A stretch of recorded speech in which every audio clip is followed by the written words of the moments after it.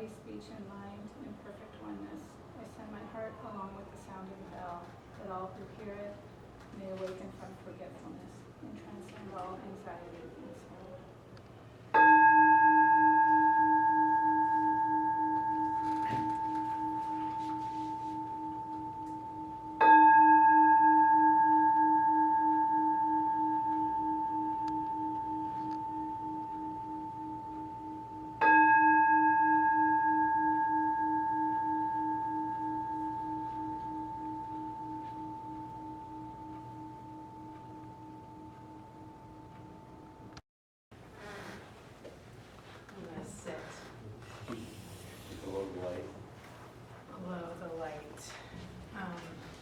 Okay, so as Deborah outlined, there's five main settings that chaplaincy can go into, or traditional. And honestly, what I was thinking is that I would just say the ideal requirements, or the requirements that I really think, that I believe that if each of you did, you would be really good chaplains. Because each of these settings, there are chaplains that work in them or get jobs that don't fulfill these requirements that I'm going to tell you. And maybe some of them are okay chaplains, and some of them aren't. And so I just, some chaplains just want to have it for a job, or they just want to do some chaplaincy work just to show that they've done some sort of social ministry so that they can be a great pastor, you know, and put on their resume. But people have different reasons. So in any case, I'm just going to tell you my opinion of the ideal requirements based on my experience. And I'll do that after. I'll just go through the settings. I'll go through the requirements. Okay, so the first requirement from the and these are also from the Association for Professional Chaplains. And the first requirement is endorsement. And that means that a chaplain should be endorsed by some community. And really that means that there's a community of people that you have worked with and been in intimate relationship with, and they understand who you are and your sincerity and a little bit about your faith development and just your interests, so that you're not just a lone ranger, but that actually you're connected to a group of people. And for me, that has been really important. That's been like probably the most important part of my spiritual development, is growing within a group of people. I didn't necessarily like it. It wasn't really fun. I don't necessarily see those people as, like sometimes I'll joke and I'll say, well, I learned a lot of tolerance living at the Zen Center Los Angeles, because I find most of the people there intolerable. So my practice is acceptance and tolerance of everyone that I live with. So this is what endorsement is. And then you need a BA in any kind of, from an accredited university. And it says that you need a graduate theological degree. So some degree that has to do with religion or theology from an accredited institution. And then you need 4 units of CPE, which is generally a year's time. But there's also like an associate chaplain certification you can get where you need 2 units of CPE. And generally, my experience, if you do, I think everyone in every profession should do 4 units of CPE. It's really like, it's minimal cost. The learning is, the relational learning is phenomenal. So, and no one could ever take that away from you. It's not like buying a car. It's like you learning about yourself and bettering your relationship to yourself and other people. So 4 units of CPE is like a lifetime worth of benefits. And in my opinion, and the last requirement is ordination, which I know all of you are very concerned about. And I was concerned about it too when I first started my chaplaincy work.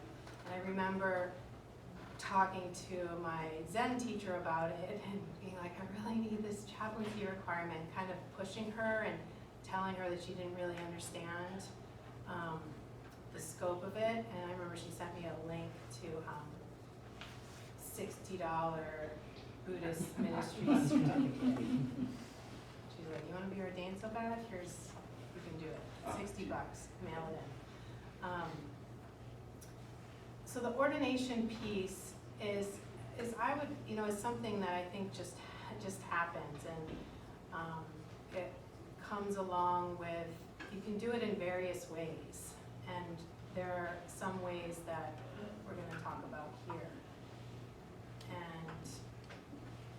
And I guess my advice would just be to trust that in the unfolding of your own path. And if you are interested in some of these ways, to start to move towards them. And they say that ordination on the Association for Professional Chaplains website, it says the ordination or commissioning, that you need ordination, commissioning, or other similar standing to function in ministry of pastoral care, granted by an appropriate religious authority according to a standard practice of that ministry. And to me, like, ordination and endorsement could go hand in hand. And the organization that you're ordained or endorsed by, that can change over time. It's not like you're stuck to that. So that I think is the ideal path. Now, the military doesn't, as far as I know, they don't require that you have CPE, they just encourage it.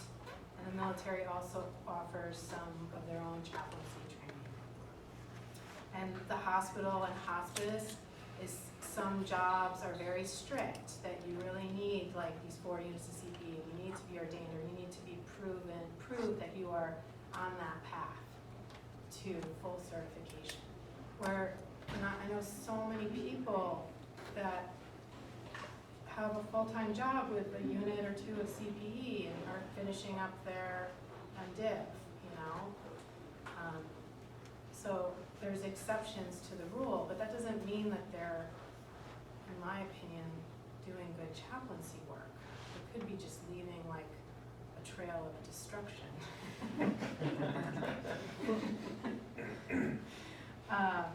And the university, the university does have a chaplain, I don't know what it's called, like the University Chaplains Group. I think it's very small, and there's few university chaplains, and I don't know how you get those jobs. It must be an inside thing. Or it comes out of a need from that university. The same with the prison. I think the rule is that the prison does not, there's no real Buddhist chaplains in California. In California? Oh, yeah, because I know people who are Buddhist chaplains. And then I know someone who is like a psychologist, but he does Buddhist chaplaincy work, so you can get in that way. There are ways to get in to Buddhist chaplaincy work via other paths. I think most of the prison chaplaincy happens from the outside, like groups that support themselves from the outside and do work for free on the inside, which is great too. I think that's a great plan. And the first responders, which would be like firemen, police, or firemen and police. CERT, the SCRT. First responders too, just disaster or Oh, emergency. right. And the fishing game, the Department of Fish and Game actually hires chaplains. Oh, really? Yeah, because they go out and find bodies all the time. So again, my understanding of those, and I could be misled, is that those actually come from the inside. That it's not like you'll see a job advertised and then you could apply for it. It's like a lot of them happen where you're working at the place, like you're a fireman, then you also have a strong spiritual practice, and then somehow you make a job for yourself. And that way of doing it can happen, I think, well, except in the military, but it can happen in a lot of those other places too. And in corporations, that can happen as well, where you can just, there's a need and you make a job for yourself. So I think it's an exciting ministry that's developing, and instead of, I'd like us all to be excited about it and like envision something great that can happen for all of us, that we all find our way. So that's my spiel.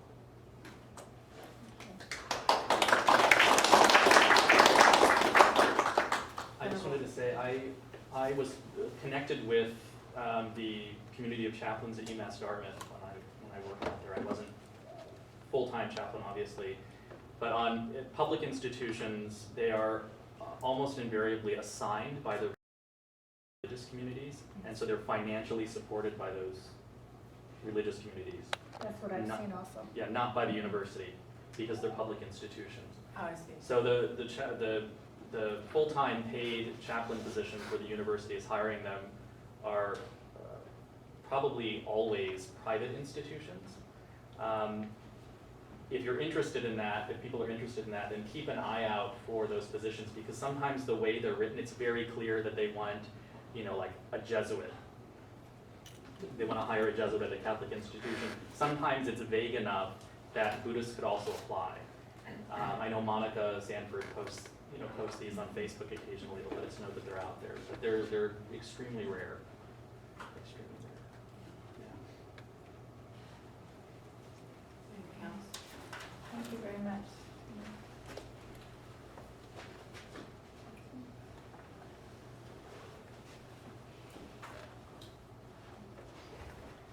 So we have a half dozen or so ordination paths that we're going to present tonight, and they're mostly ones that students are pursuing or have already been ordained or are working towards ordination. And a couple of them are ones that we know about, think might be of interest, but need to be pursued further.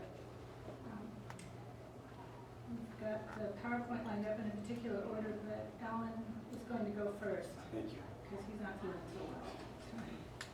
And I'll let him do his and then go home and go to bed.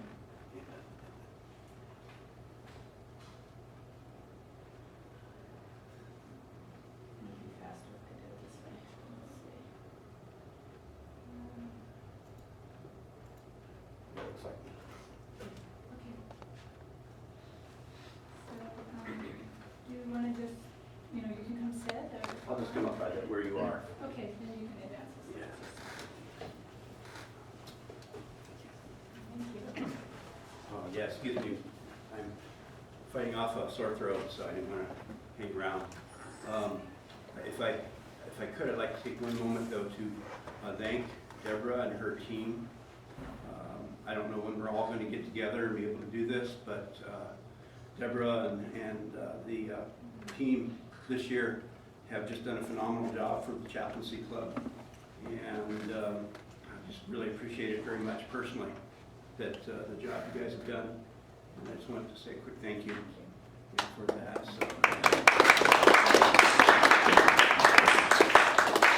So in case you don't know, the other officers Yeah, please, yeah. are Mark, Yay, Vice President, Mark. Andy, Give it up for Mark. and Chris is secretary. And there's a lot of other people doing a lot of work. So the path that I was asked to look at is the Dharmakara path, which is through, let's see here. Oops, the through Venerable Panavati. She is doing a lay ordination through the Theravada tradition. And we don't know a lot about this. No one, to my knowledge, has gone or done it. But it's something that would be interesting to pursue. Sorry, so fast. So there she is. She's been a real on the cutting edge of Theravada monasticism for women. And she's back in North Carolina, I believe. And she was actually here a little while ago, if I remember right. That's sort of how I got to know about her. And she's a really incredible lady. What's required for ordination? Right now, there's a form up there. I don't see anything for 2015. I see something for 2014. So I'm recommending anybody interested in this send her a email. And in this slideshow, you'll see the email that appears to be her email. The form is actually quite similar to the one for some of the others. Sometimes you'll need an interview and references, not always required. It's a 2-year program, and during that time you'll do individual communication, some monthly teleconferencing, some video training, and there's apparently some regional retreats that people can go to or have to go to. I don't know what the regions are or where they are. Again, we just don't know a lot about this. I would like to, personally, 2 years for me is a long time, and probably for most of you. And I'd like to see if we can perhaps talk, if someone's interested in this, talk them into using the MDiv for at least part of the qualifications. So, but it's exciting to find. I don't know if you guys are familiar with the Theravada tradition of ordination, but generally lay people are not ordinated, or ordained, I should say, excuse me, ordained, ordained in this tradition. So it's nice to see someone doing that. Applications by June 2015, I don't see an application up there, so I'm concerned that maybe they're not doing this, but in the past couple of years, it's been June 15th, or June 2015, the end of it, that you have to get it in, and by mid-August, they usually select 28 people, I believe, for each year. The cost is roughly $2,000 to $3,000, and they don't give us any more specific information because the cost depends upon what region you're in. Some regions are going to be more expensive than others, so they just give a ballpark. That does not include the dana for the teachers at the retreats, and there may be additional travel costs, and it looks like there may be some small nominal daily fee for the retreats, but it's not clear. So every month you'll have a monthly group teleconference. There'll be video training, apparently some individual communication with the Venerable and others. She has several teachers that she's lined up. There's probably a main teacher per region or a couple, and so individual training will be with them. They asked for up front, they asked for you to be able to commit to being able to give them some level of money every month to help pay for costs. And that seems reasonable to me. There is some legitimate costs involved in this, putting together materials and so on and so forth, paying for the teachers. There's a website, on the website they actually have a little hidden password protected location for training materials. So something's going on for this year, so I don't know about next year. I would recommend, if you're interested, contacting Venerable Panavati, and here's the address that's in the application. And it's a pretty standard application. Personal history, growth, physical and mental state. How does Dharmacharya fit within your spiritual and path? And also, of course, you have to have the money. Oops, that's it. Oops, and I thought there was more, but that is it, I guess. All right, I think that's it. Oops, I'm sorry, Deborah, I lost track of everything. So yeah, like I said, we don't know a lot about them yet. They're not as well known to us, but if anybody's interested, contact me and I can tell you what I know. Pretty much it's here. And I'd really like to see, though, quite honestly, that if we can use some of our Master of Divinity to knock down some of the requirements, if you would consider that. Thank you very much.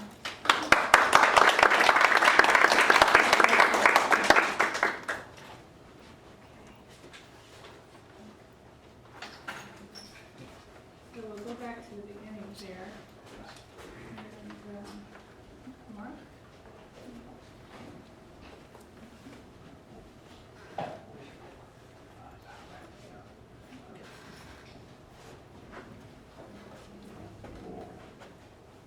Well, everyone, welcome. And without Venerable Zhenguan's real hard work on this and his really just looking and seeing what had to happen, I guess, when was it, 3 years ago that he really decided that this really needed to happen, and he really put in a lot of hard work. He and Arun both kept in contact with Victor about this, and it's due to him that we're even looking at this. And it's quite a long name to look at. I mean, if you look at International Center for Chinese Buddhist Culture and Education. And so we've just gone to calling it ICC-BCE.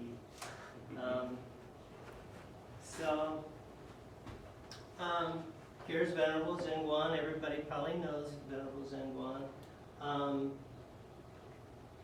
The lineage, Victor should be able to help me out here. Is it Hua Xia lineage, or is that Hua Xia Lotus Foundation? Is that something different? So we'll have to look into the exact wordage of lineage. I'm not real clear on that. Chinese Buddhist. Chinese Yeah. Buddhist. Chinese Buddhist lineage, yeah. And you said that it's Tai Chi is It's linearly related to the founder of humanistic Buddhism, Venerable Master Tai Chi. so loosely associated with him, right? Okay. Yeah. Okay. So if we, what we've decided is, or what Zhenguan has decided is, this should be called a Buddhist minister. So, and the Buddhist minister.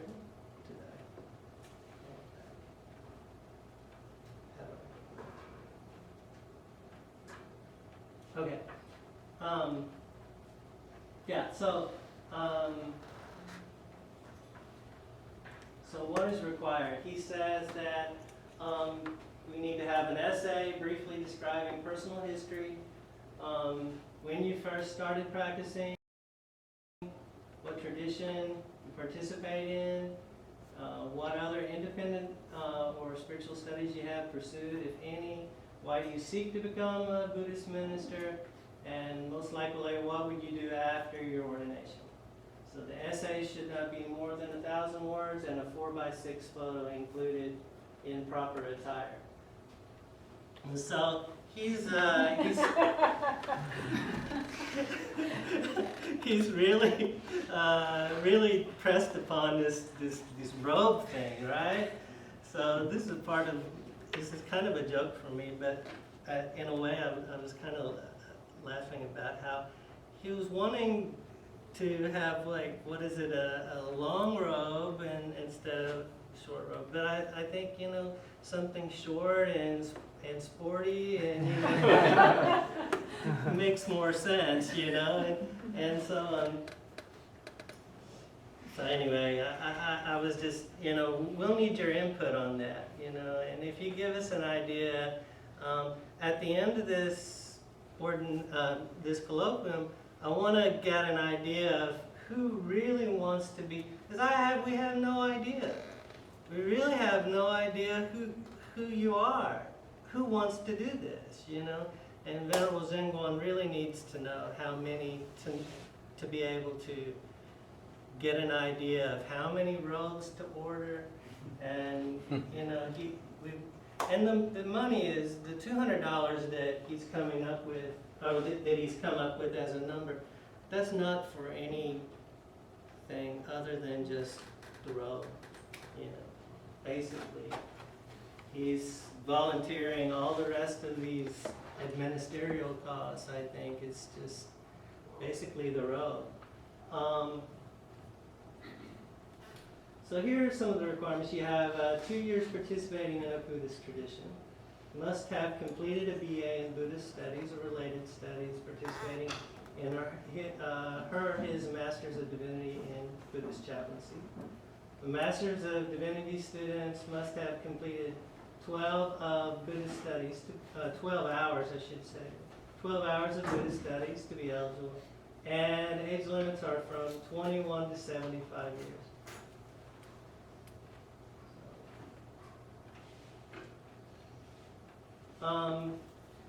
Venerable Zhenguan would like to know by, June 30th.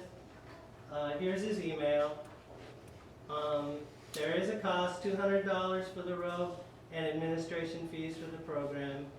Check payable to ICC, BCE.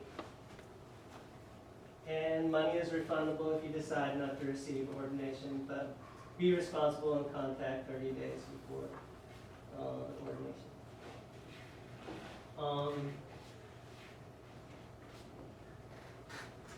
Trying to think what's important to say here.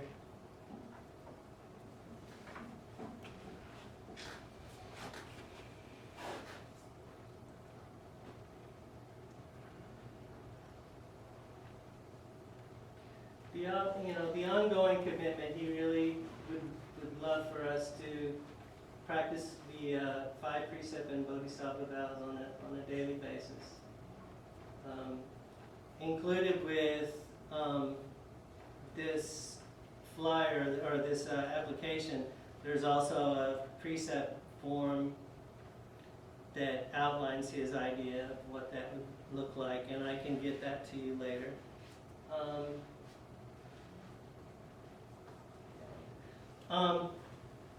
So I had an idea that we should get some numbers ready for him. So Tina and I talked about coming up with the idea of a midway point. And we can talk about, that after. I can we can do a sign-up sheet here, or you can go to the Facebook sign-up page and make a comment. Not just say you like it, but go ahead and make a comment in that page. And then that will let me know that you really are truly interested. So if you see that page on the Facebook chaplaincy page, go in there, click in it, like it, and comment. Yes, Ben? So, Mark, I know it's very uncommon for people to not have a Facebook nowadays. But let's just say that a chaplain doesn't have a Facebook. Yeah. What would be a good method of approach for this to be able to be considered as a part of this process? Snapchat? Get a Facebook. Right here. Get the application right here. Get their application right here. All right. Google Right Plus. here. What's the ongoing commitment in terms of, what's the accountability? There's a 1,000-page, like a 3-month summary of what you've done in the last, he wants like what you've done in the last 3 months. 1,000 words. Yeah, less than 1,000 words, no more than 1,000. Every 3 months you're supposed to check in with him, tell him Once what a you've done. year, Okay.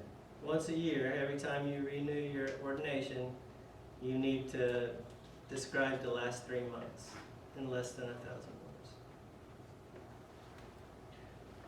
How does this differ from, say, and I don't know if you're familiar with it, but I think it's called the IOBM, International Order of Buddhist Ministers, through which Danny is ordained. I think Arun is ordained to that as well, that Bande Chachu is doing.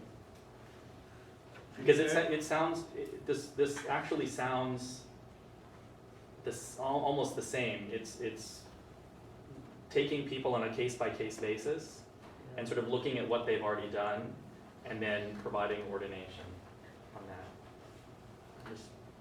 Victor, can you talk to that? I don't know anything about IOBM has closed all applications from University of the West, MD department, Do you know why?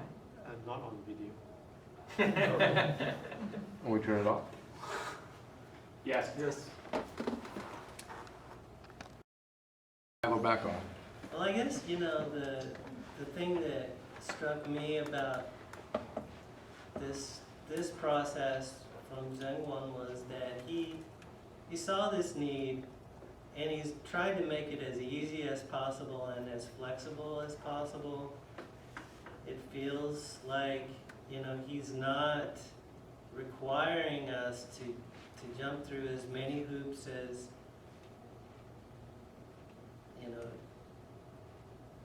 could be. And I think that the MDiv, he's taking that into account. He's consulting with Victor about, the requirements about the 12 hours. He's,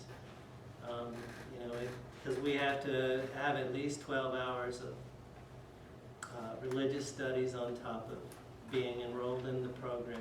So, 12 hours, 12 units. 12 units. Same. Same. Some schools say hours. 12 units, 1 hour.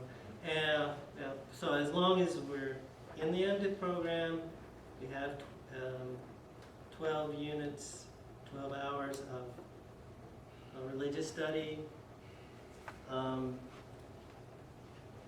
And we can talk about our, what we consider to be our Buddhist practice and show that we've been part of the community for the last 3 months, and write that down and talk about, what you've done, what have you done for that community, what activities you've been involved in, how many times you've been, how much have you participated in that community, just anything you can think of that you've been doing for that community, and just kind of document it for him. And it doesn't have to be, he said it didn't have to be super detailed, but just an idea of what you're doing. And he wants to, review with you once a year with that same process. And that's about all he's required. Thank you. Is this organization recognized by APC? I don't No, think, APC, Association of Professional Chaplains. I don't think so. The Association for Professional Chaplains recognizes any appropriate religious authority according, so as long as you're not you're like Mika's school of love or something. That's not appropriate. I asked that because there were a couple of people I know that have been chaplains, but they can't be certified because their organizations are not recognized. So just I don't know, make sure with it. APC has an official list, the military has an official list. No, Yeah, it's only one. Their list is one. For Buddhists in the military, it's one. It's the It's Right. a really long District list. of They have an official list, whereas like an individual hospital you go to, they may not have a list they're consulting, but they're gonna check out what your deal is. So, but the best way to ascertain that is to email and then check it. Although I can say that at the Healthcare Chaplaincy Conference that I just attended, and I don't remember his name, but it was a gentleman who is involved, has been involved with the APC, and he, in front of a group of 400 people, said that he is seriously beginning to consider relinquishing the requirement for faith organization. That would be great. That would certify a lot That of good chaplains. He is coming to see that there are some good chaplains out there who are doing good work and are not. Yeah, so it seems like there's some change in the wind. Okay. Thank you very much.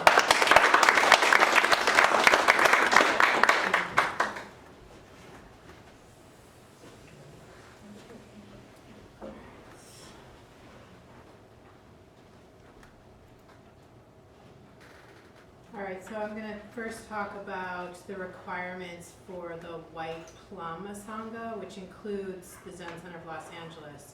But for the White Plum Asanga is all of the successors of Maizumi Roshi.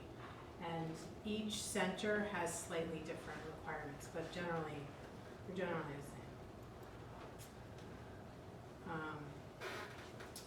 So the first ordination I was going to talk about, which in my mind, if you are practicing in the Zen tradition and you're involved with any of these White Plum Asangas, you would receive Jukai.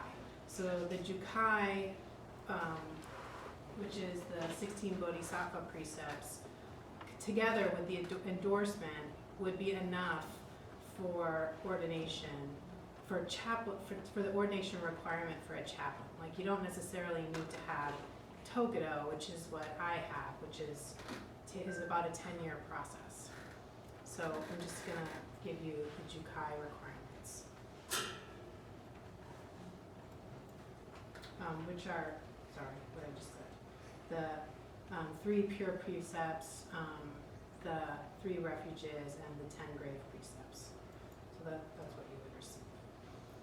So in order to receive Jukai, you need to first complete the precept series.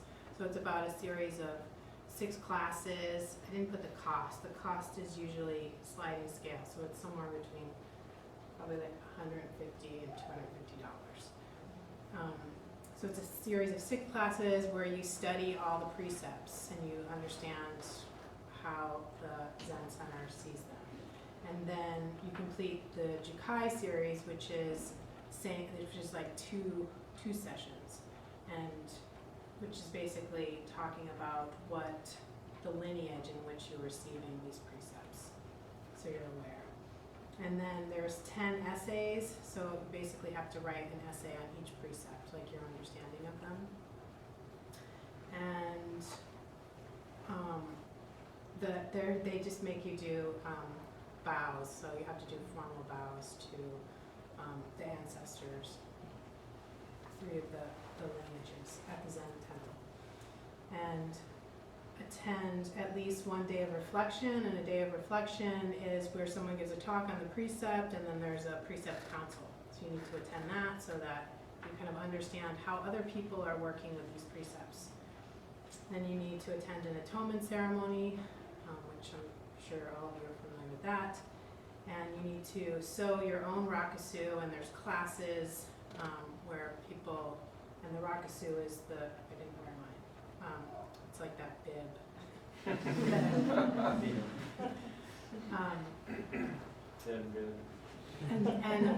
That's like a really big part of the ordination, is really sewing that rakusu for people is really meaningful, and you sew it in a particular way and you chant while you're sewing it, and there's a whole understanding of what that is and what that means. It's a really meaningful part of the process for people. So then after,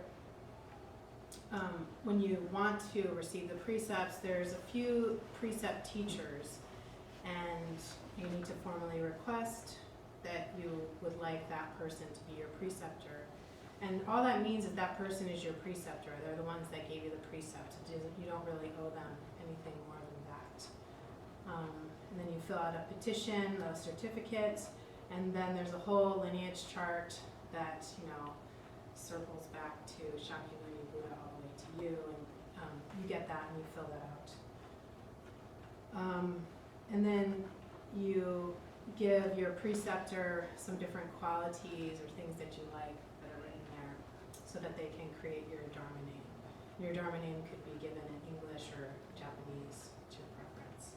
And the payment for the Jukai ceremony, which is a really beautiful ceremony, there's one coming up in June, is on a sliding scale between $200 and $300. So you don't have to be a member to receive the precepts, but there is a certain intimacy with the community, and once you receive Jukai, then it's not like you're making a commitment to the teacher there at the Zen Center. You can, you're kind of almost like becoming a part of the White Plum Sangha, and there's, I don't know exactly how many temples are all over the United States and Europe, but you're kind of you're in with all of those temples, and if you move and you can practice within them and like share that kind of common language. So that's the White Plum lineage. And so before I go into the Zen Peacemaker order, does that make sense to everyone? Like what I'm saying about sorry, go ahead. So, but my understanding in the Japanese context is that Jukai is like lay Buddhist baptism. It's you're just committing as a layperson to the path. It's not really ordination. Is it the same as ECLA, or is it still considered some kind of lay minister ordination?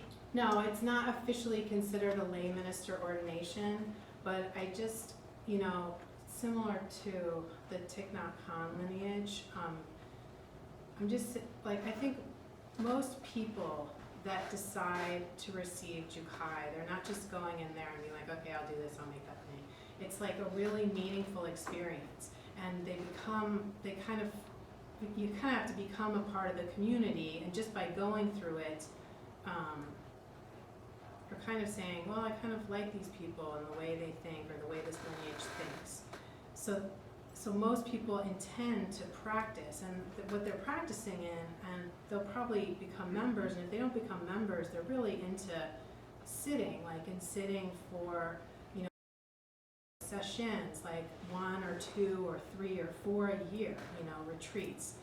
So most people that receive Jukai are intending to really dive deep into their spiritual practice. And what I'm saying is that if you are doing that, that's your kind of, it's not really an ordination, but it's more than a lot of what most Christian ministers do with their churches. It's really immersing yourself in a sangha. So I just think that with that endorsement and this Jukai ceremony, that you could make a case to the APC that as for your ordination requirements. Okay. I just don't think that you need to receive Tokido to be able to be a chaplain. And this lineage has not yet figured out how to make that like something in between Jukai and Tokido yet. So I wanted to talk to that a little bit, and the way you described it in our meeting last week in Chaplaincy Club was this whole process we're doing now is a communication to those people in charge that are trying to make something in between, right? Is that part of your thinking in this? I mean, it's for... So like when we were at the Harvard conference, I did talk to a few teachers from this lineage and the Suzuki lineage, and they're just not really sure, they're not making a list for Buddhist ministry. They're not really sure what those requirements should be. And so it's more, I think they are aware that there needs to be this, like maybe the Abbot of Zen Center Los Angeles isn't aware, but the people that are chaplains and like Zen masters, they are aware, but somehow it's not gonna happen right now. So I think the best bet, if you're interested in going on this path, is just to kind of use this Jukai and go about it that way. And it is kind of like a lay ordination in some way. In my mind. And I've heard other people say that too. Other like certified chaplains. So then the other way that you could go about it would be the Zen Peacemaker order. Well, I'll just say one more. it's really just like, it's about your sincerity. It's not the stamp of ordination, but it's really about like, look, this is what I do, and this is how my Buddhist practice is, and these are the vows that I took. And I think if you are really doing that, then the Association of Professional Chaplains is gonna see that, and it's not gonna be a problem, you know. Okay, so the Zen Peacemaker Order membership is a little bit different. The Zen Peacemaker Order is a part of the White Pluma Sangha. It's led by Roshi Bernie Glassman, who is the first successor of Maizumi. And he has a kind of a different path, and I think it's really interesting. So first step is to submit an application saying that you want to be a candidate for membership. It costs $180. And then you'll be assigned a mentor. And the mentor, so the Zen Peacemaker temple is in Massachusetts, but there's a lot of different centers over throughout the United States that are members. Like the Zen Center of Los Angeles is a member of the Zen Peacemaker Order too. So that might be your closest center. So then you'll be assigned a mentor from that center that will help you with your membership. And the idea is that you maintain a healthy relationship with that person. And their requirements, and I like that it says, please start the following core practices. So first, maintain a regular meditation practice, at least 2 times a week for 30 minutes, which is nothing. And maintain a regular minute of silence for peace at noon. He's very adamant about that, whatever he's doing. Attend a workshop on the 3 tenets, like the not knowing, bearing witness, loving action, so that you understand what those are by an authorized and peacemaker order teacher. And engage in volunteer social services other than your job at least monthly. Do the Gate of Sweet Nectar ceremony, which is the feeding of the hungry ghost. You can do that on your own or with a group, at least monthly. Practice the way of counsel periodically.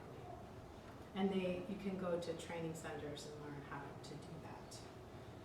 And there's like the Zen Center of Los Angeles holds counsel at least monthly. Attend a session retreat at least once every year, which is nothing. Attend a bearing witness retreat before becoming a member, and then attend another at least every 3 years. So the bearing witness retreats, are all over the world, and they are pretty costly. I think just the cost of the retreat is about $1,200, and plus airfare. But anyways, that's the requirement. And oops.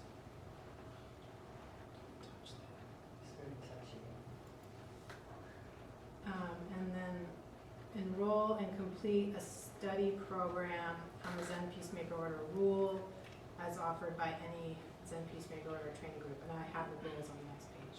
And then attend a workshop of the Gate of Sweet Nectar. So just to understand actually what that is so that you'll be able to do it on your own or with a group. So then the additional requirements are then you would attend an installment ceremony so that you see it before you are installed. And it says that you should consult with your mentor about the rules and the precepts. So you're working with your mentor, learning the council trainings and all that. Because once the candidate has taken these trainings and is doing the Zen Peacemaker Order practices as listed above, an installment ceremony, installing the candidate as a member of the order can be recommended by his or her mentor to the regional circle. And this is a lot what the people at the conference talked about, is that these centers that are going to be certifying, they want to really make sure that the minister is reflecting the values that they have. So if they break some sort of precept or do some sort of just have an angry outburst, that they're not bringing shame basically to the order of the Zen Center from which they were ordained. And so the rules are just the three refuges, the 3 tenets, the 10 practices are the 10 precepts, the 4 commitments, which I have listed, and the Bodhisattva vows. Those are the rules. The 4 commitments, I like these. 1, a reverence for all life. 2, a sustainable and ethical economy. 3, equal values for equal rights for all. And 4, stewardship of the earth.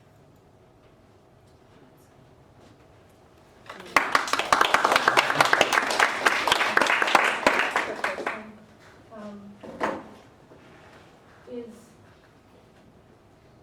being a member of the White Sangha, The White Plum. the White Plum Sangha, a prerequisite for Zen Peacemaker, or could like people from other traditions? Yeah, so that's a good question. The Zen Peacemaker Order just opened up, and Bernie has opened this up to anyone who wants to. So it's really anyone at any time that wants to apply and do these practices can do that. Any other questions?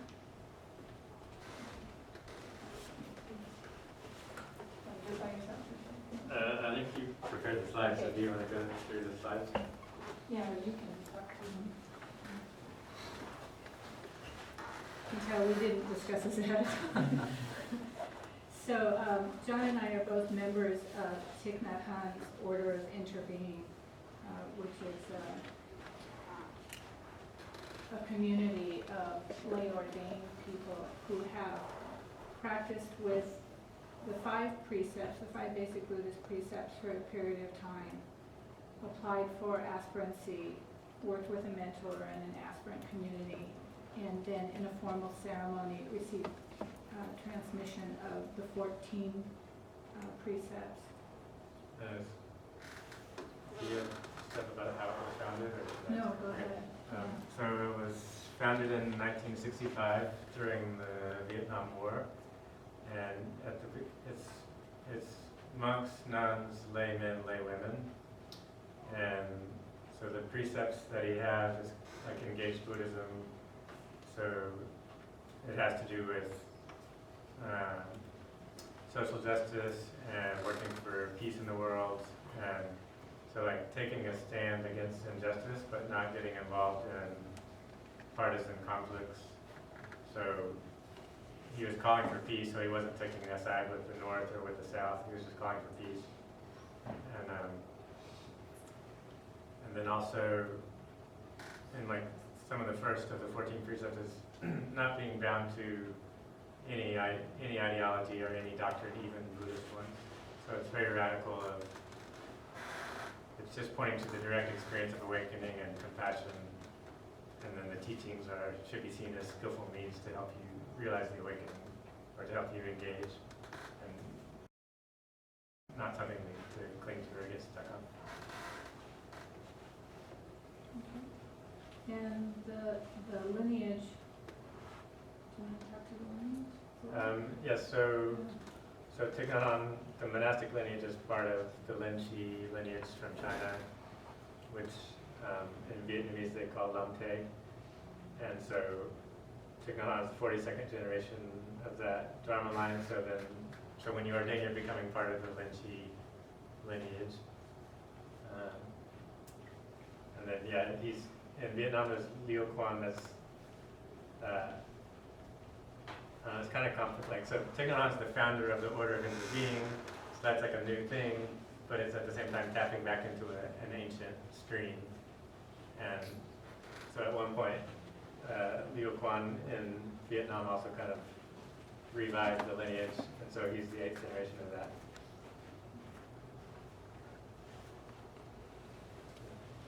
Okay, so requirements for ordination into the Order of Interbeing. You have to be at least 18 years old. You have to have received formally the 5 mindfulness trainings, which are the 5 basic precepts, and the 3 jewel refuge. You're expected to practice with a local sangha.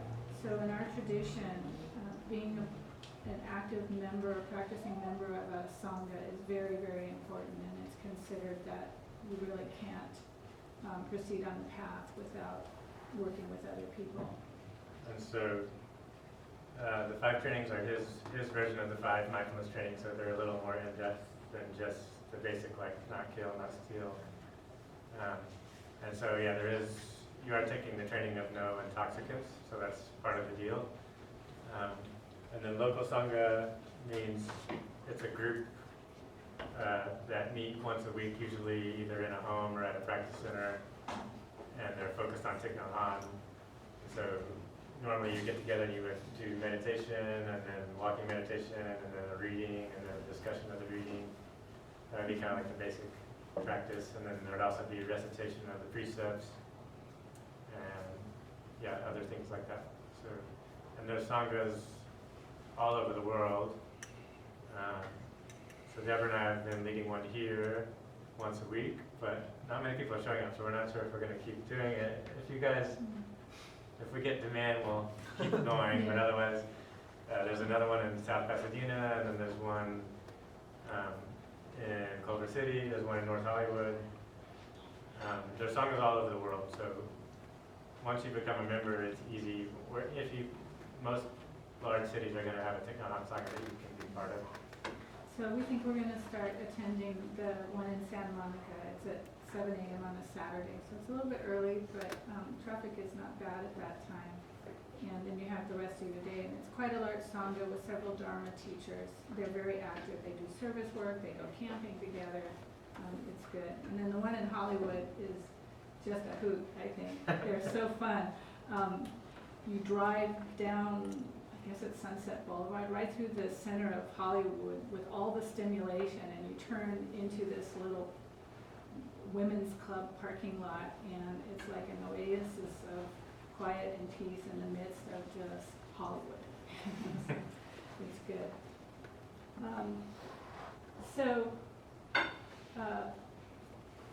When you apply to be an aspirant and are ordained in the Order of Interbeing, you're signing up and committing to observing at least 60 days of mindfulness a year. And this is kind of loosely defined, but really encouraged. And usually if you set aside 1 day a week and then you go on a week-long retreat, that satisfies it. And I'll be honest that it's been a real challenge for me in the midst of studies. It was much easier before I started graduate school. So I'm kind of looking at my own practice and looking to make some changes in my life so I can do this a little bit more sincerely. What does it mean to have a mindful day in this? I think this is kind of a work in progress. Like it's a work in progress of formalizing the requirements. So I think that particular requirement is very much a work in progress. So I wouldn't even take that seriously. I think what's more important is you have a daily practice. You're attending a Sangha once a week. You've already gone to Deer Park Monastery or gone to a retreat by a Dharma teacher in our lineage and received the 5 precepts. And then Work with a mentor. right. So a mentor then is a member in the order, and then so I can be a mentor or someone who's been in the order for a while, and then I would also, I'm not a Dharma teacher yet, so I would work with a Dharma teacher as well. And you're also really signing up or committing to helping with what's called Sangha building in our tradition. What that basically means is doing some kind of work to help other people with their practice. And that can take a lot of forms. It can be being a leader in your own Sangha, leading Sangha meetings occasionally, helping with the work of the Sangha, just being there to support other people, modeling in your own behavior, in your own practice, which supports other people. But it can also be take other forms, like we consider our prison work to be, jail work to be Sangha building. It can take a lot of different forms. And then just back to the days of mindfulness, you can basically think of it as a Sabbath day. It's a day that, or even if you just take a half day, where you very intentionally refrain from a lot of media, refrain from a lot of driving, from all of the activities that take us away from our practice. And how, whatever form that would be. And usually, so you take the 5 precepts, you start going to a Sangha once a week, and then it's like when you become an order member, you're expected to be one of the pillars of a local Sangha. Like you're supposed to show up every time, and you're supposed to take part in leading that Sangha and helping other people in their practice. So it typically takes 1 to 2 years of practice once you've received the 5 mindfulness trainings and applied or found a mentor and asked to be accepted to be an aspirant for the order of interbeing. And ordination occurs every 2 years at Deer Park Monastery, which is our local monastery. It also takes place at Plum Village, I think, like every year during the June retreat, summer retreat. Yeah, there's something else I wanted to say there, but now I've forgotten. No. The cost is actually pretty minimal. There are no fees for the ordination itself. You are expected to go to the monastery for a retreat at least once a year, and those fees are very minimal. If you camp, it's $35 a night, and that covers everything, food, program, everything. If you stay in one of the dorm rooms, it's $50 a night, and they're sliding scale, and if you really can't even afford that, you can talk to the books. So I think we've covered the ongoing commitment pretty much. You are committing to participate in the community and to be active in a local Sangha. You're required to recite the 14 mindfulness trainings formally at least once a month, and all those Sanghas do it once a month. And there's also an audio conference Sangha that does it once a month, and I do that the first Sunday of each month, and there are people from all over the world. It's really a beautiful thing, and I love it. Yeah, I think that's it. So first step is to find a local Sangha. Talk to one of us. There's a lot of information online. There's a link. So any questions? No? Okay.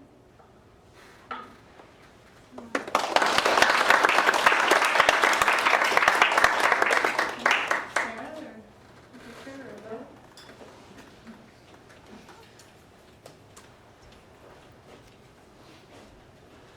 Okay, so I don't know, last but not least, or do we have one more after this? More. More? Yeah, we've got a couple more. We've got a couple more. Okay, so, well, probably the least information is none. This is all, we're still exploring how this is gonna work. We have, asked one particular teacher to meet with us, and we're hoping that he will confer ordination, but we have no idea yet if he will do that. In any case, so it's not very common in the Vajrayana tradition, but it does exist, and it's called the White Sangha, lay ordained people or ministers are called White Sangha or Nagmo and Niljorma.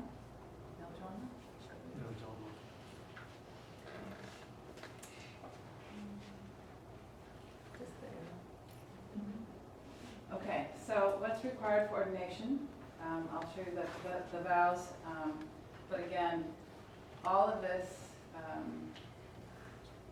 the presiding lama will determine whether or not he is requiring you to follow these vows. It's completely up to the guru, basically. So the most ideal is to ask your lama. Most Vajrayana practitioners are likely to have some connection with the teacher. So that would be the ideal way to go about doing this. But we do have, we've found the Nagpa Seminary, the Makandro. Again, this would take several years. Here's the website if anybody wanted to look into that.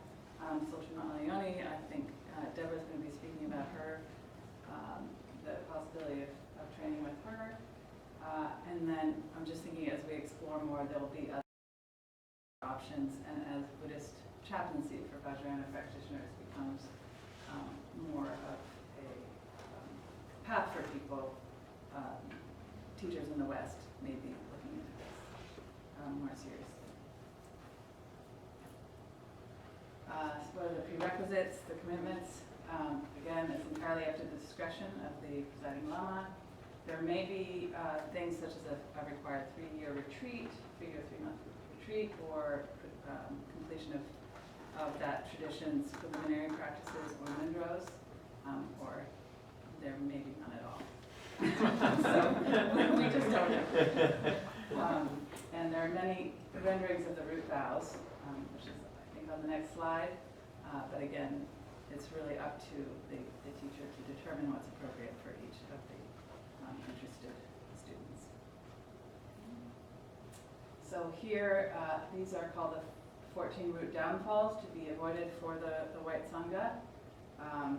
One should not do any of these things: disparage the master, transgress the 3 levels of vows, be hostile to Vajra brothers and sisters, forsake loving kindness on behalf of sentient beings. One shouldn't abandon the enlightened mind, shouldn't disparage one's own doctrine and those related to it, shouldn't divulge secrets to the immature. One shouldn't abuse the 5 components, which are primordially pure, or develop doubt in the inner doctrines of the tantras. And one should not have compassion for evil beings, especially those who harm the doctrine. One should not apply conceptualization to wordless natures, belittle those who have faith, violate commitments that have been undertaken, or disparage women. So again, these may or may not be required, but this is a standard. This is what's available online. And Number 7, to divulge secrets to the immature. That means divulging secret practices, right? You're not going to talk about your empowerments and that sort of thing. that's my understanding.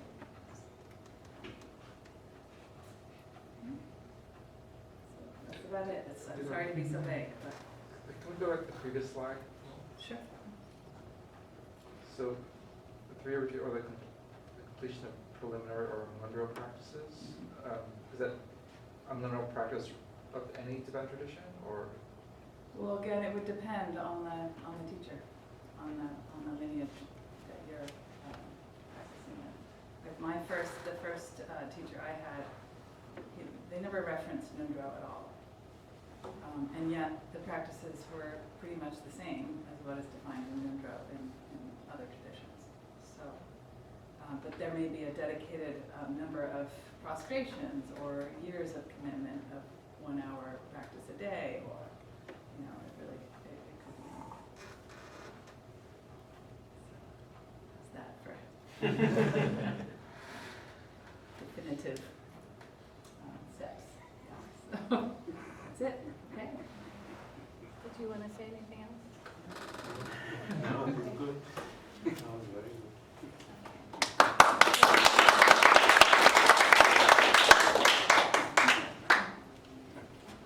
So I put this together, another Vajrayana ordination path, and I actually shouldn't call it an ordination path because I don't know that it is that.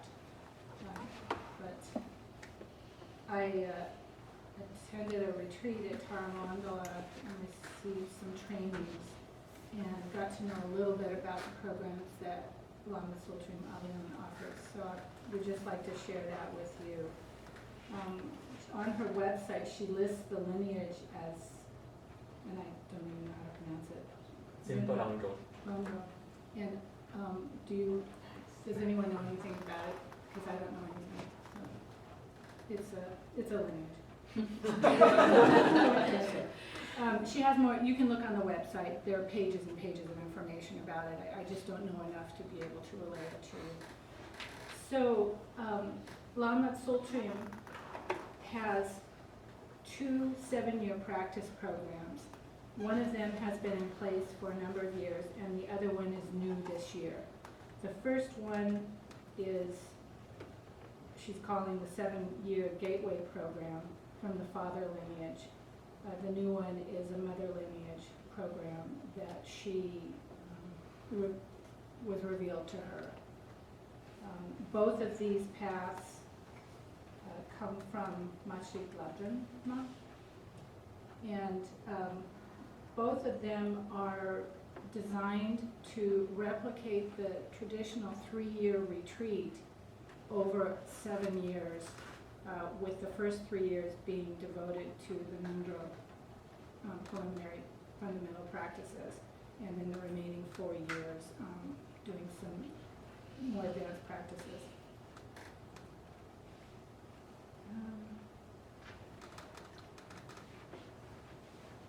Yeah, so the father lineage, it's pretty structured. It combines teachings of Machi Labdran with Dzogchen, and yeah, I would not, I don't feel qualified to really say anything more about it. You can look on the website and find more information. There are cohorts, they're started periodically, and you really become very intimately involved with the community and with Lama Tsultrim herself. So the Mother Lineage program is really designed to be a very good program for mothers or parents or people who are living that kind of life, who are caring for other people at the same time that they're trying to practice. And there are a lot of requirements for this program as well, but it's much more flexible in terms of how long you take to do it. So you could do it in less than 7 years. You could do it in 10 or 15, is my understanding, as long as you're continuing to work with it. And the program itself is much more about spiritual and emotional integration, and it's based on the Feeding Your Demons practice that Lama Tsultrim has developed. The Gateway Father Lineage program is pretty hefty in its requirements. In addition to the preliminary practices and all the trainings, you're really expected to do 2 hours of practice a day. The Mother Lineage is a little bit more flexible that way. It's not an inexpensive program. You're expected to become a sustaining member of the Taramandala Sangha organization and pledge at least $30 a month. In addition, you're expected to contribute $350 a year to support the costs of the program that you're in. The webcast, the videos, the teachings, all the things that go into that. And you're expected to attend at least one 7-day retreat annually. The ongoing commitments are actually pretty extensive. They're really around daily practice, oriented around daily practice, and you can look online and see what those are exactly. So these 2 7-year programs, I talked with Akasha, and he is not doing his ordination this way. He's doing it a different way. But I would expect that if these paths were, if someone were called to go on one of these paths, that you would develop a very close relationship with Lama Tsultrim, and you could talk to her about ordination for chaplaincy work. I don't know anything for a fact, but my impression is that that relationship would be conducive to a conversation about it. I think that's it. Any questions? I don't know that I can answer, but. I just a comment as to the closeness of the relationship. I know that sometimes if Akasha was having trouble deciding on a paper topic, he would call her and she would help him decide. So it's a really close relationship. Yeah, I can say that even just attending one retreat, I received Poa and Jitro trainings, and in the transmission when I went up and had that face-to-face, just 5-second encounter, I felt like she really saw me as a person. and that she will not forget who I am, that a relationship was established right there. Okay, thank you.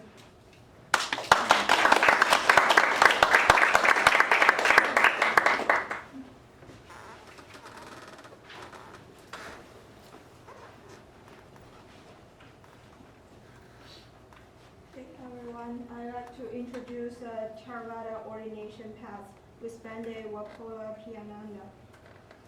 That's him. The teacher is himself, and if you never heard of him, he's a very influential monastic among the Sri Lanka Sanghas. So he's the abbot and president of the Dhamma Vijaya Buddhist Vihara. And then he's the Chief Sangha Nayake of America. He's president of the Sri Lanka Sangha Council of America and Canada. And he is the advisor to the president of Sri Lanka on international religious affairs. So this ordination takes place at his temple, Dhamma Vijaya Buddhist Vihara, which is in Los Angeles. The lineage is just Theravada. And then ordination title is called Bodhichari, which means Buddhist lay minister. Okay, requirements for ordination. There are 8. The first, minimum of 20 years of age, and then minimum of 4 years of college education or 3 years of Dhammachari ordination. Number 3, 3 years of training under a qualified senior monk, and in this case, it can be either your teacher or Bande Piyananda himself. Number 4, proficiency in Buddhist rites and rituals, teachings, and meditation. For this one, I think as a chaplain student, we will learn it in class, so that should be sufficient. And maybe the Bande Piyananda will teach more on the minister, how to do the rites and rituals. Okay. Ability to explain the fundamental teachings of Buddhism, such as Four Noble Truths, karma, rebirth, dependent co-arising, three signs, arahats, bodhisattvas, Buddhas, and nirvana. Just some basic teachings. If you know it, that's good. If you don't know, you will receive the teachings from him, Bande. 6. Firm commitment to observe the Bodhichari precepts, which is 12 precepts. There are 12. If you want to know which are the 5, I'll go over it later. So, number 7, good interpersonal relationships as displayed through virtuous qualities such as compassion, loving kindness, generosity, so on and so forth. So this Bande and his temple, the Sangha, they really think the quality of loving kindness and compassion are very important. So for the practitioners who want to ordain there, they need to not only follow the precepts, but also really showing the quality of loving kindness. And also number 8, respect for the monks and friendliness towards them, especially to teachers and preceptors. Okay, the time frame.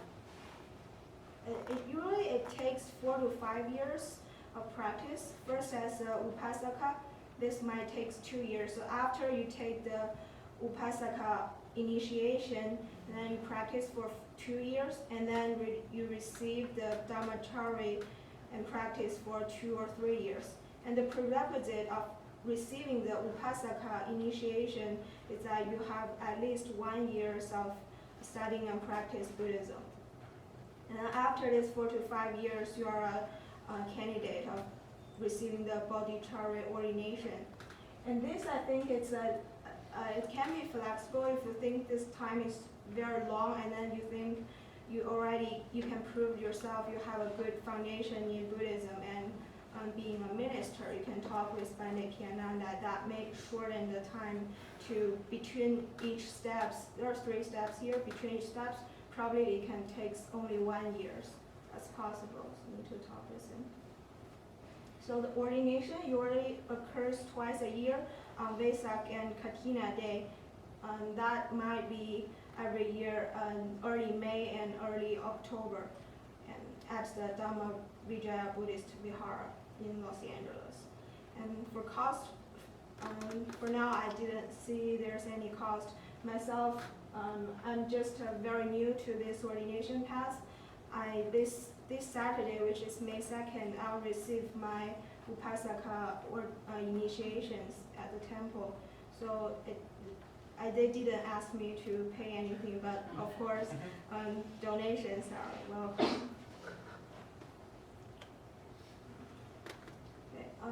Ongoing commitment is really daily practices, like you recite certain suttas, and then you recite your precepts, and you practice. That's the most important. Other than that, just they're not very strict on checking what exactly you're doing. And what are the first steps?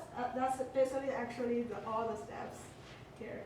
So first you need to talk with the Pandit Piyananda. Most of the time he is either stayed at the temple in Sri Lanka Los Angeles, or he's traveled back to Sri Lanka or other countries. So you need to check on his schedule and then make an appointment with him and talk to him personally, and then see if he accepts you, and then let you to enroll. And then after his permission, you submit a very brief enrollment form at the temple. And then you receive the required readings from Pandit Piyananda. That can be, he has several of the Buddhist books that he's the author. So for me, I received like 5 books from him at the first time. That's all his book. But I believe there are more books that are written by others. It's based on the how to be a minister and the knowledge on Buddhism. So those readings, the books are free of charge also, which is awesome. And then you take the Upasaka initiation, 5 precepts. That's the 5 precepts we all know. And then probably in the future you receive more readings. After you report it, tell him, oh, you finished all the readings he gave him, and he might test you on it or ask you if you have any questions. And then after he knows you understand all the books, he will give you more readings. And then for the practice part, at the temple there is a Dharma study group every Saturday from 3 to 5 p.m. It's recommended, but it's not mandatory.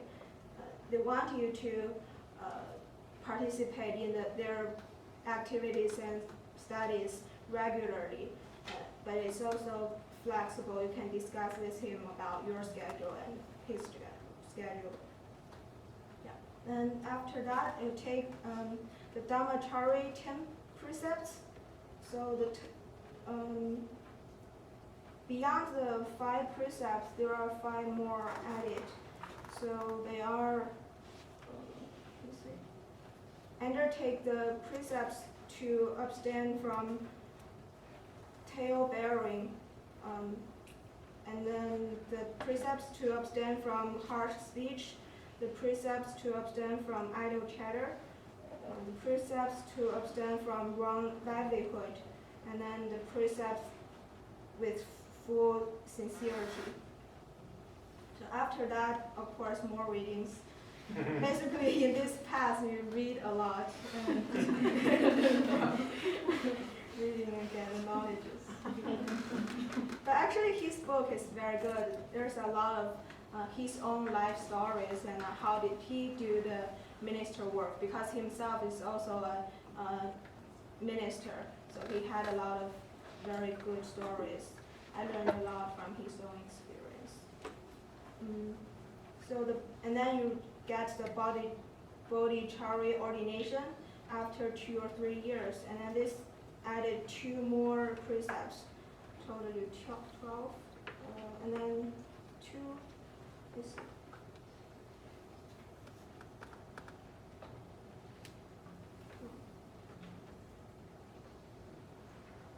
So undertake the precept to live every moment with loving kindness towards all living beings.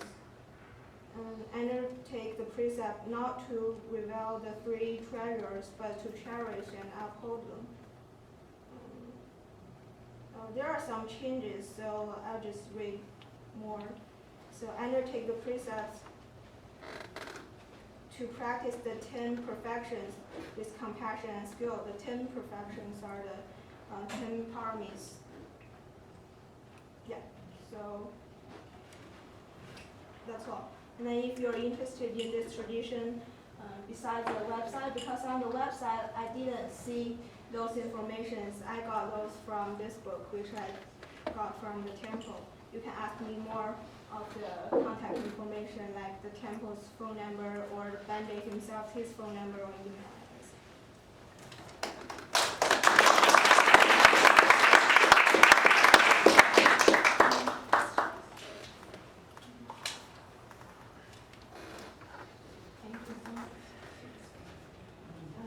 So it's 10 till 9. It's a little bit late. So I would just like to open a few minutes if there are any comments or questions overall. And then, Victor, when we're done with that, I wonder if you might like to say a few words or give a blessing or something. Just close. Okay. You know, a minute or two to think about it. And then we'll just, So any comments or questions? Yeah, Ben. My question is kind of directed over towards you, Tina. The Zen Peacemaker Orders stuff seems pretty interesting to me, and I think it would mesh well with my Tibetan practice. I think that the two could go hand in hand. I've often found some slight inspiration through Zen, but one of the things that was mentioned was working with like a ZPO teacher or someone who's trained in that. Do you think that that's something you could undertake to potentially help out in the future for some practitioners who would be looking to work under Bernie Glassman's model? Oh, that's a good question. I feel like I would have to, probably, but I would have to go through the right channels in order to get that seal of approval. I also wanted to say, like what Deborah said about the working with, I forget her, what was the last one you presented on? Lama Tsultrim at Taramandala. Lama Tsultrim. Yeah.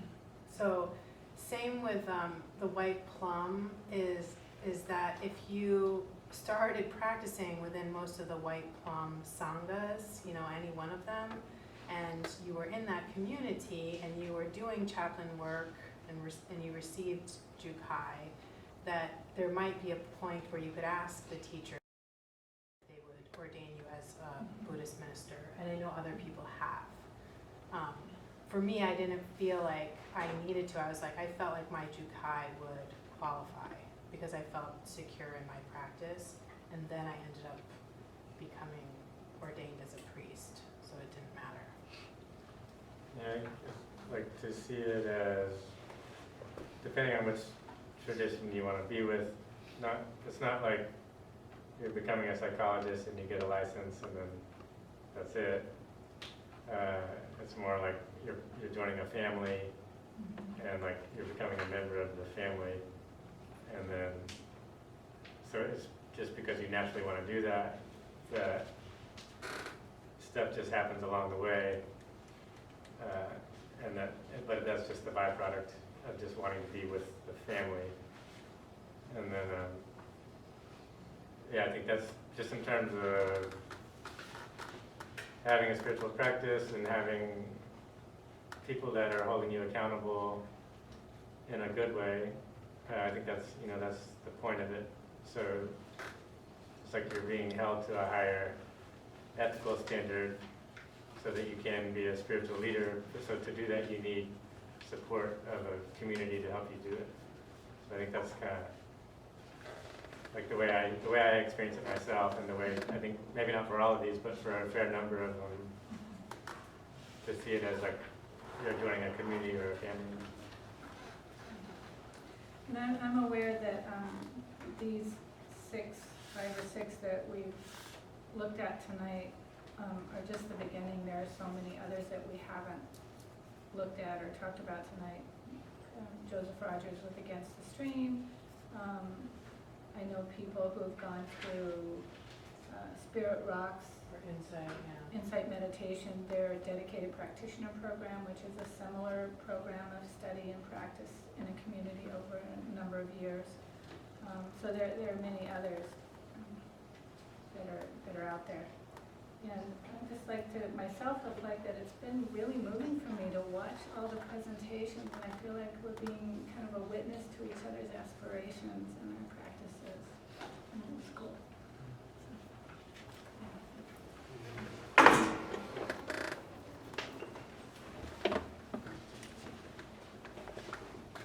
So, I guess you know that Tina and John and I went to Harvard Divinity School to on that symposium on Buddhist ministry, and in that symposium they also discussed about all these issues, right? So not just us, but also all the students of the other programs are also asking the same issues about credentialing, about authenticity, about verification, about ordination, endorsement. And so, you know, we are really not that far from the ballpark, you know, so everyone is holding these questions. And the teachers are holding questions too. Yeah, right? Yeah, I think this is a very, the field of Buddhist ministry is very new, and we are making it the way we want it to grow, right? So I think you have to think of it that way. Yeah, that you guys are the pioneers, and as you guys want to see it happen, you guys make it. Yeah, so you guys are the future of how it looks like.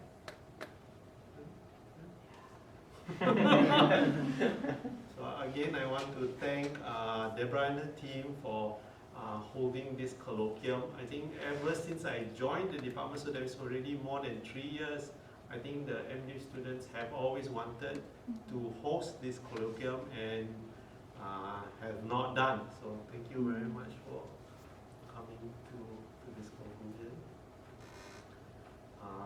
Yeah, and I would like to thank everyone who worked, prepared slides, reserved the room, got the refreshments, did your research.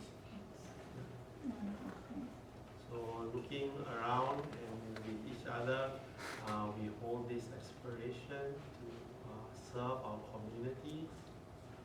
And I would just like to dedicate that kind of inspiration that you guys and we all share for our ordination, and that it will be of benefit to ourselves, and it will benefit our communities, and will benefit our school and our department.